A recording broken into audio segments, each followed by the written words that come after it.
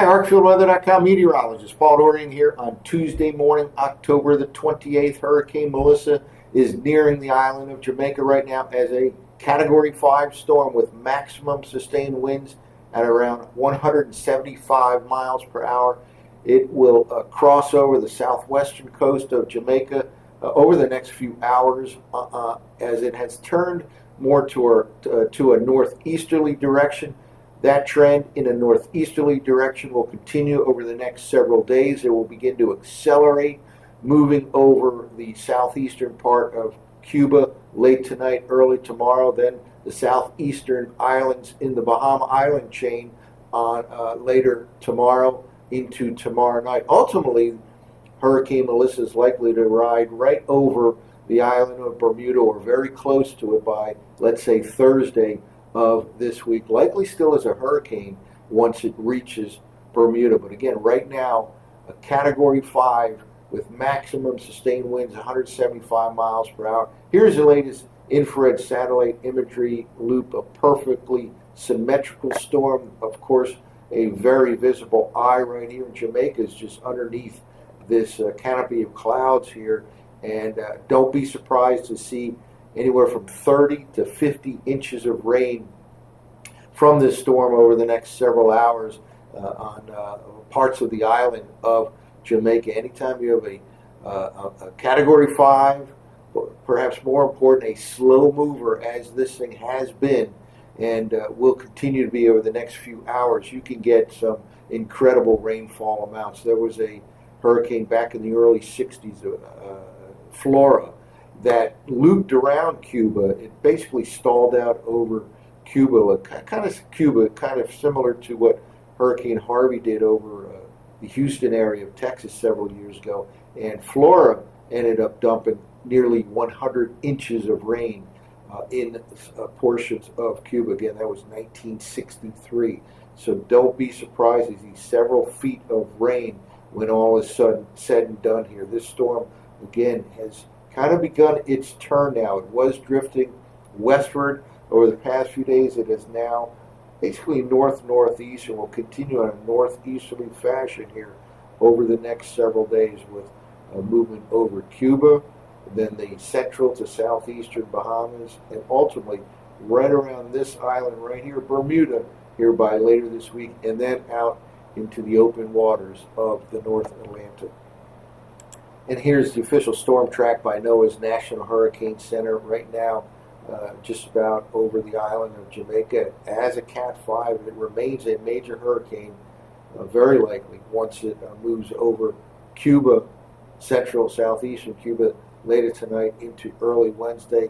Then the central and southeastern Bahamas, and ultimately over the island of Bermuda, or very close to it by, let's say, Thursday night into Friday morning. Ultimately, it winds up out over the colder waters of the North Atlantic.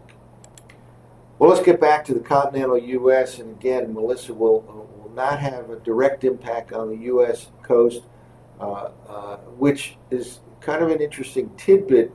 We have not had a hurricane affect directly the U.S. for the entire season. That hasn't happened for 10 years. Not since 2015 has the U.S. escaped the tropical season without a hurricane hit. We're not quite ready to wrap it up, but we are very late in the game here towards the end of October.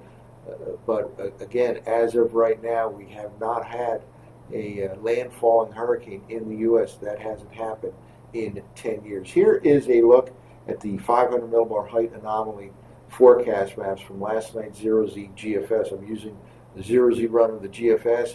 All these particular maps from tropicaltidbits.com. A couple of main players we've talked about at length in recent days. Strong blocking over the Hudson Bay region of Canada. By that I mean much higher heights than normal, much higher pressure than normal, and also warmer temperatures than normal up across that area. But because of this block, the systems are slow moving over the continental U.S., and we see this developing trough now in the lee of the Rocky Mountains and an initial trough here over the southeastern part of the nation. Now we'll move forward in time over the next 24, 36 hours or so. This trough deepens dramatically over the Tennessee Valley over the next 24 to 36 hours. Here we are Wednesday morning. Here, by the way, is the reflection of 500 millibars of what still should be major hurricane Melissa at this time, early tomorrow morning. And then we go a little bit farther in time, and this is a deep upper level trough. It will help to spawn a strong surface low pressure system that pushes to the north and east into the Mid-Atlantic region. Looks like places like D.C., Baltimore, Philadelphia, New York City get a soaking rain event out of this storm system from later tomorrow into Thursday night. Again, a deep upper level trough here sets up over the Tennessee Valley and then edges to the north and east. This is the Thursday midday forecast map. Then we go into the late day on Thursday and finally into Friday morning. The surface low pressure area will pass on by the Mid-Atlantic region by Friday morning, entering the northeastern part of the nation. There will be strong winds on the backside of this late Thursday night into the day on Friday, which happens to be Halloween Day. Don't be surprised to see wind gusts up to 40 miles per hour or so in D.C., Baltimore, Philadelphia, New York City from a west to northwest direction. It will be quite cool as well. Probably partial sunshine, at least by the afternoon, in much of the Mid-Atlantic region on the backside. Now, I want to go out a little farther in time. I notice this trough doesn't go away completely, and there certainly are signs for it.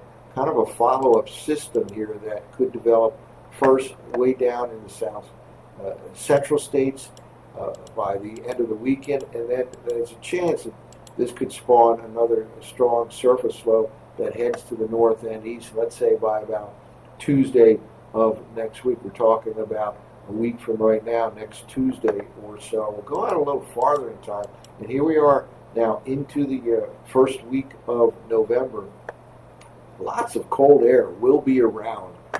Deep upper level trough still centered over the northeastern states, kind of extends all the way back into south central Canada, and there's a kind of reinforcing shots here of cold air coming into the central and then the eastern U.S.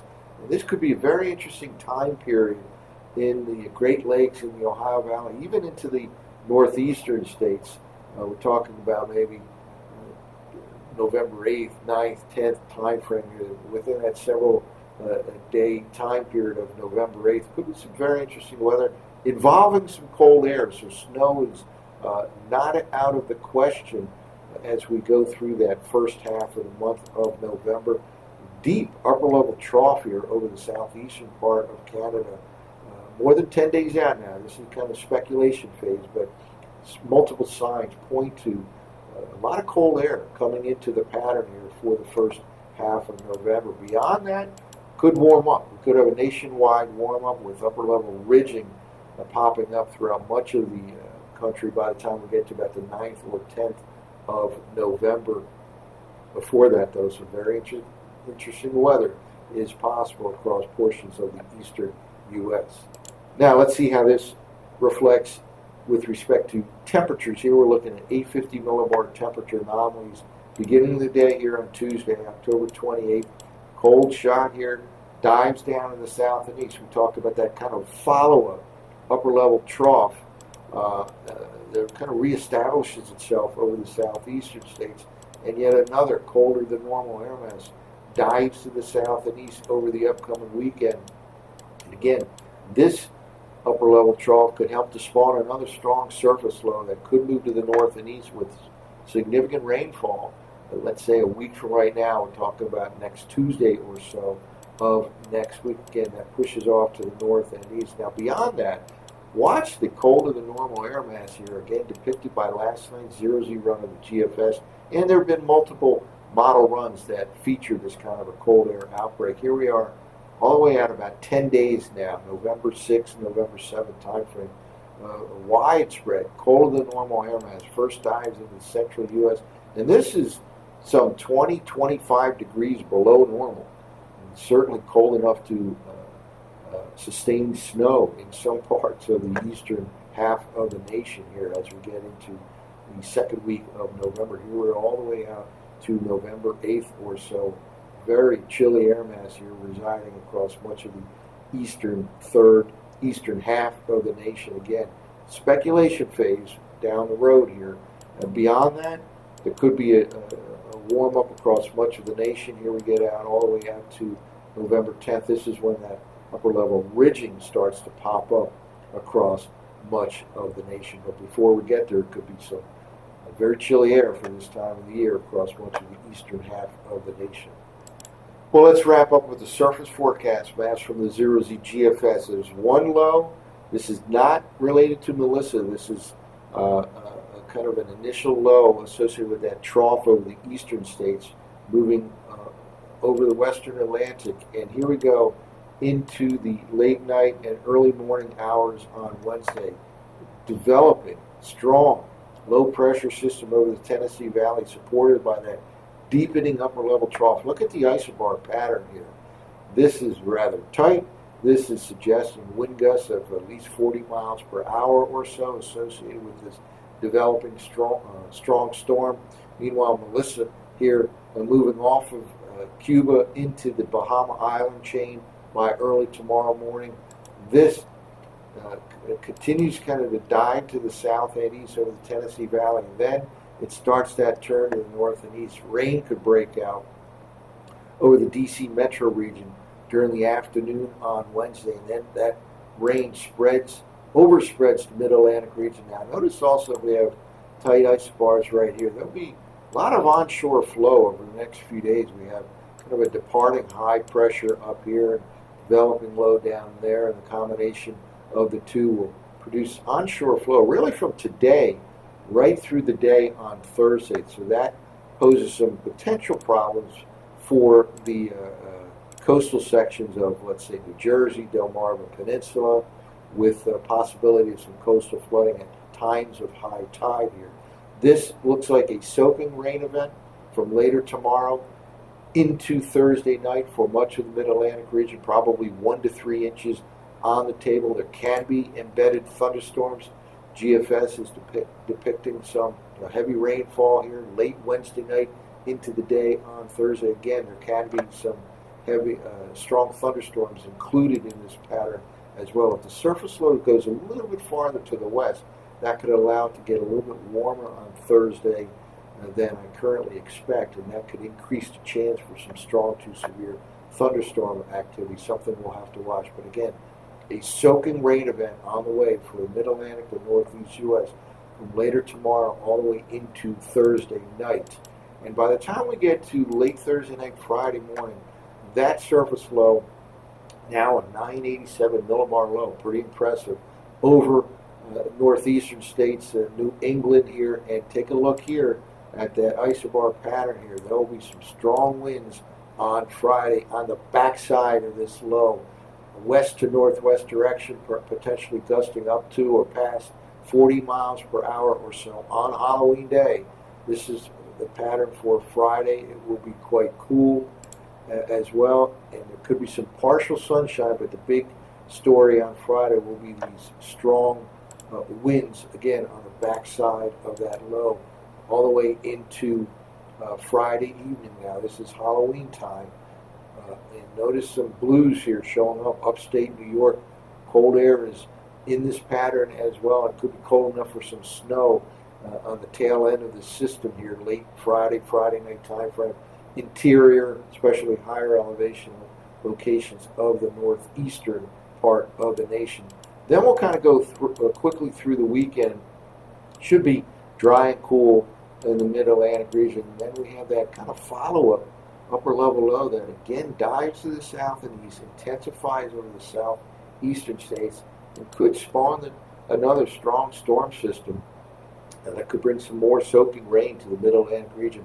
About a week from right now, we're looking at next Tuesday, November the 4th. And we'll talk about this quite often over the next several months here, this 540 thickness line, as we call it. This is kind of a rough area to look at for freezing temperatures. When you see that 540 thickness line, that is often used as kind of a rain snow threshold here. Anything below that favors snow. Anything above that thickness, we're talking about the thickness of that bottom half of the atmosphere from the surface, or what we call 1,000 millibars, all the way up to 500 millibars. The lower that thickness, the lower the temperature. The main point I want to make here is there's some cold air that gets into this pattern here by the middle part of next week. Again, this is a week from today. We'll go out a little bit farther in time, and that cold air just dives across to the south and east, across the northern plains, across the upper Midwest, across the Great Lakes, and into the Mid-Atlantic region by the middle part of next week. And that's not the end of it. We'll see a little bit of relaxation of that cold air. Notice a lot of blues showing up here. Again, this is certainly something that's on the table for this time frame here, as we have a second push of cold air. And here's that 540 line right here, cutting all the way across the I-95 corridor region. Again, we're speculation phase, but this is around November 7th, 8th, 9th time frame here. It could be quite an impressive shot of colder than normal air into the eastern third of the nation. So a lot going on, a very active weather pattern. Again, Hurricane Melissa about to come ashore on the island of Jamaica as it has turned to the north and northeast here, and will continue to move in a northeasterly fashion over the next few days, crossing over Jamaica, then the southeastern part of Cuba, and then the southeastern Bahama Islands. Ultimately, could pass right over or right near the island of Bermuda. That's it for now. For ArcFieldWeather.com, this has been meteorologist Paul Dorian.